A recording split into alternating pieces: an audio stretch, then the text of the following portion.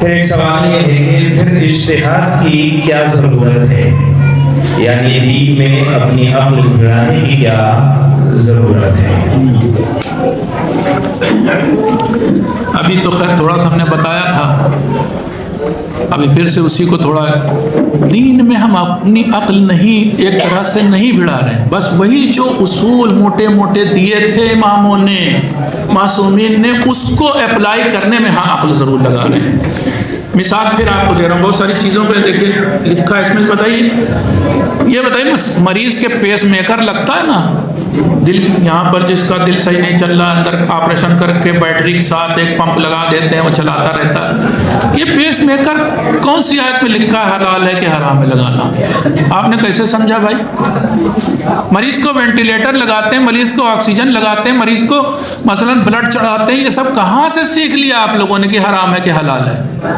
آیت آئی کوئی، روایت آئی کوئی، حدیث ہے تو دکھاؤ بھائی، ہم تو کتابیں تیار ہیں، ان میں سے کھولو دکھاؤ کہ وینٹیلیٹر ہو مثلا حرام کہاں لکھا؟ نہیں لکھا نا۔ عقل یہاں لگانی ہے کہ وہ جو انہوں نے جنرل پرنسپل دیے تھے، جو اصول دیے تھے، اس کو کہاں اپلائی کرنا ہے۔ ٹھیک ہے، مثال ایک پرنسپل دے رہا ہوں آپ کو، لا تنقض الیقین بالشک، حدیث ہے، جو تمہارے پاس پہلے سے کسی بات کا یقین ہے، اس کو بعد میں شک ہو جائے تو اس کی وجہ سے یقین کو ضائع نہ کرو، یقین کو ضائع نہ کرو، اسی یقین پہ عمل کرو، بعد میں جو شک ہو رہا ہے اس پہ توجہ نہ کرو۔ اب اس قانون کو کہاں اپلائی کیا؟ اپلائی بتا رہا ہوں میں آپ کو۔ میں گھر سے نکلا وضو کر کے، پاک تھا، یقین تھا، وضو خود کیا تھا، پھر آیا یاد نہیں بھائی وضو بیچ میں ٹوٹ گیا یا نہیں ٹوٹا، 3 گھنٹے کے بعد ابھی نماز کا ٹائم آ گیا، وضو ٹوٹا یا نہیں ٹوٹا، اس کا یقین ہے پہلے کا، بعد میں شک ہو رہا ہے۔ امام نے کیا کہا ہے؟ پہلے اگر یقین ہے بعد میں شک ہو رہا تو شک پہ توجہ نہ کرو۔ رول کو اپلائی کیا، امام ہی کا تھا، لیکن کس نے اپلائی کیا؟ شاہد حسین میثم نے اپلائی کیا۔ یہ لیکن وہ عقل نہیں ہے کہ میں کہوں کہ مولا آپ کے ٹکر میں میری بھی عقل ہے، یہ نہیں، آپ ہی کے بتائی چیز پر عمل کر رہے ہیں۔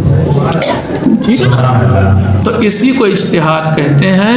آج کل کے جتنے بھی نئے موضوعات، جتنی بھی چیزیں، میں نے تو ایک اور بھی ایک مثال دے رہا ہوں، ذرا آپ عقل لگا کے بتائیے گا آپ مجھ سے، مجھے ابھی میں نے کسی سے پوچھا بھی تھا، پیٹرول نکلتا کہاں سے؟ زمین کے نیچے سے نا بھائی، پیٹرولیم، اسی میں ڈیزل بھی ہوتا ہے، اس میں پیٹرول بھی ہوتا ہے، یہاں تک کہ تارکول بھی ہوتا ہے، سب کو الگ کیا جاتا ہے بعد میں، زمین سے تو پیٹرولیم نکلتا ہے۔ اب دیکھیے اماموں کے دور میں، معصومین کے دور میں، رسول بھی شامل ہے، رسول کے اور اماموں کے دور میں زمین کے نیچے سے سونا نکلتا تھا، چاندی نکلتا تھا، جو ابھی اور تانبا آنبا نکلتا تھا، معدنیات کہتے ہیں اسے، منرل کہتے ہیں جو، ٹھیک ہے، یہ نکلتے تھے، ان کے اوپر خمس دیا جاتا تھا، ٹھیک۔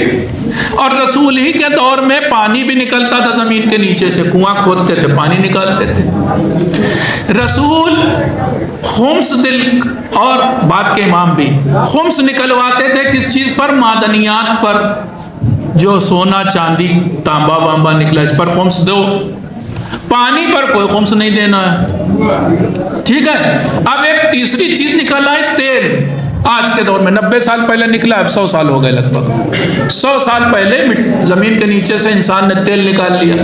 اب بتائیے اس کو اس کھاتے میں ڈالیں یا اس میں؟ اس کے اوپر دینا ہے خمس یا نہیں دینا ہے؟ پانی کی طرح اسے ٹریٹ کریں یا دھات کی طرح ٹریٹ کریں؟ آپ اپنی عقل کون لگانے والے ہو گئے؟ ابھی تو آپ کہہ رہے تھے عقل ہماری، ہم اب رسول تو کہہ گئے ہم 2 گرا قدر چیزیں چھوڑ گئے، ٹھیک 2 گرا قدر چیزیں چھوڑ گئے، لیکن ان 2 گرا قدر چیزوں کے کلام میں اس تیل کا ذکر نہیں ہے، پیٹرولیم کا۔ اصول بیان کیے موٹے موٹے، اور ان اصول کو اپلائی کرنے والے کو اصولی کہا جاتا ہے، وہ اپلائی کر کے آپ کو معلوم ہے تیل پہ نکلتا ہے خمس، جو تیل زمین کے نیچے سے نکل رہا ہے اس پہ خمس نکلتا ہے۔ اب یہ اجتہاد ہے، اسی کو اجتہاد کہتے ہیں۔ اجتہاد کا مطلب کیا؟ ریسرچ کی ساری، پہلے تو روایات لائے، ڈھونڈا کہیں ایسا تو نہیں کچھ بیان کیا ہو، دوسرے الفاظ میں کہہ دیا ہو، جب وہاں نہیں ملا موٹے اصول کی طرف آئے، ان میں سے بھی کئی اصول ہیں، کون سا والا اپلائی کریں گے یہاں پر، یہ سب کر کے اپلائی کر کے اسی کو اجتہاد کہتے ہیں۔ اور یہ ہمہ شمہ کر نہیں سکتے آپ، ہم کر نہیں سکتے ہیں۔ آپ ہم کو تو بھائی ہمیں نہیں وہ ہے، یہ میں قرآن لیا ہوں بغیر ترجمے کا ہے، آپ لوگوں میں سے جس کے سامنے کہ یہ کھول دیتا ہوں ذرا ترجمہ پڑھیے، بھی ترجمہ بھی کر دیا ایک پیج کا، تو ہم عام آدمی تو نہیں کر سکتے ہیں۔ رسول کے دور میں بھی عام آدمی ہوتے تھے، کھیتی کرتے تھے۔ سعد انصاری کا واقعہ مشہور ہے، کھیتی کر کے آئے تھے، کھیت سے پہنچے، رسول کی خدمت میں تمام اصحاب بھی کھڑے تھے، رسول سے مصافحہ کیا، رسول نے اسے جب ہاتھ ملایا تو بڑا سخت ہاتھ تھا۔ کیا بات ہے سعد، اتنا سخت ہاتھ، اتنے کھٹے پڑے ہوئے، کیا کرتے ہو، کیا ہے؟ کیا یا رسول اللہ میں کھیتی کرتا ہوں، پھاوڑا چلانے سے اور کنویں سے جو رسی سے پانی کھینچتا ہوں اس سے گھٹے پڑ گئے۔ رسول نے کہا یہ وہ ہاتھ ہے کہ جس کے اوپر جہنم کی آگ حرام ہوگی۔ ٹھیک ہے نا؟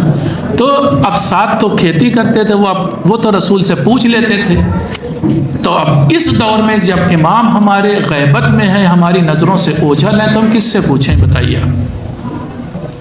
اسی لیے اماموں نے دیے اصول، وہ جو جنرل پرنسپل دیے، انہیں معلوم تھا کہ غیبت ہونے والی ہے، اچانک نہیں ہوئی، غیبت کی وجہ سے ہی اصول دیے کہ تم لوگ اب اپلائی کرو گے۔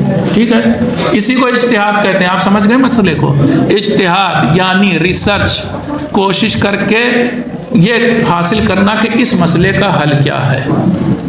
ٹھیک ہے، اسی کو اجتہاد کہتے ہیں، اور ضرورت ہے، کیونکہ ہم اپنی زندگی میں یہی پلاسٹک کی کرسی پہ آپ بیٹھے ہیں، کیسے پتہ ہے کہ پاک ہے؟ پلاسٹک ہو سکتا کل نجس ہو، کس نے کہا آپ سے پاک؟ کس نے کہا کہ 3 بار پانی ڈالنے سے پاک ہو جاتی ہے؟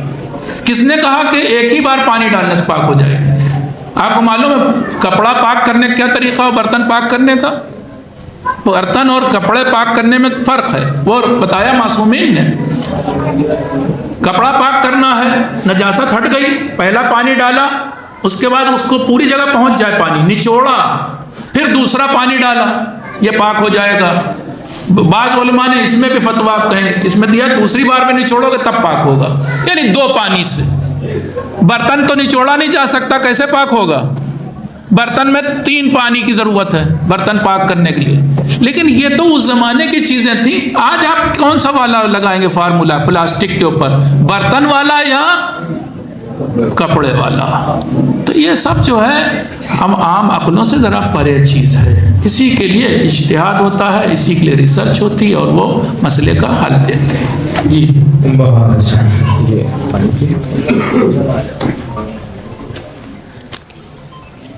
اجتہاد کا مطلب یعنی ریسرچ اور تحقیق، جو خود مراجع کرام کا کام ہے، ہم اپنی عقل اگر ملائیں گے تو بہت زیادہ نتیجہ نہیں لگے گا۔